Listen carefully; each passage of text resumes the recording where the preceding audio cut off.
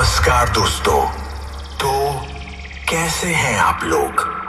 उम्मीद करता हूं कि आप बहुत ही अच्छे होंगे। मैं आपका प्यारा दोस्त DJ Mahakal Girdharpur from greater Noida आपकी सेवा में फिर से एक बार उपस्थित हूं। आपका साथ ही मेरी ताकत है।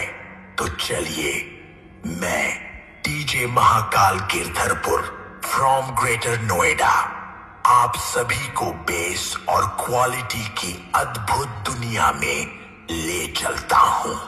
बस आप शांति व्यवस्था बनाए रखिए। धन्यवाद। डीजे महाकाल।